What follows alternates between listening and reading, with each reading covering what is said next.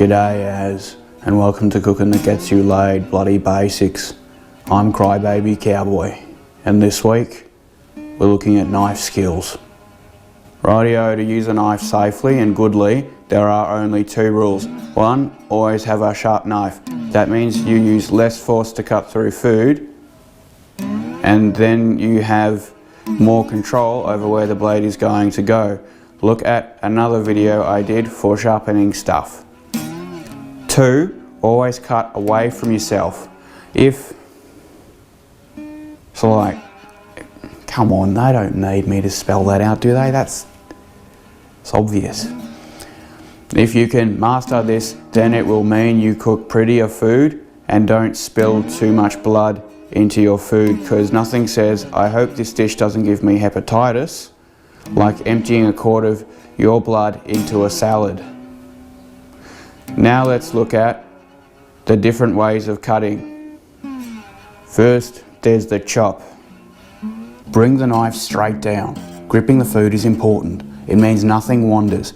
A good way to hold stuff is with your hands in a C shape. This means your thumb is out of the way. Run the blade up against your knuckles without going above them, then chop. Crawl your fingers back a little and repeat. Then there's the slice.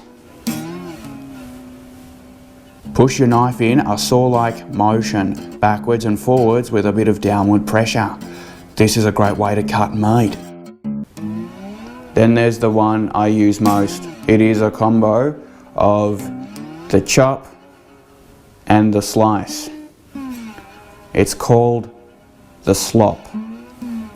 Push the knife forward in a single slicing motion while bringing it down with a bit of force. This will chop through the food without requiring too much force, as you are also slicing.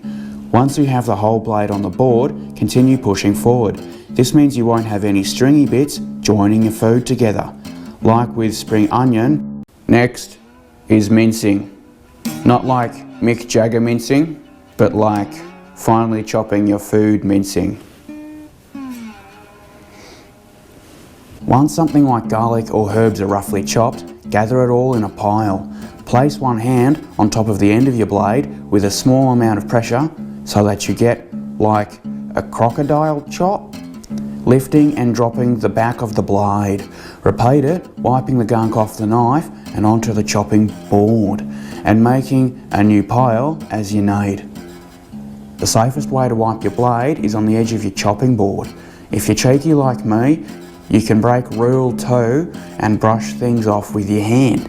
Always remember to brush downwards and not up, so that you're going straight over the edge of the blade, but genuinely don't. Just use the edge of your board. Yeah. That's some basic knife skills. Get them up here and you can keep your blood in your person, unless you need it in the recipe. That's some bloody basics on knife skills. So why don't you chop to it? Until next time, I'm Crybaby Cowboy, Bonza Petty.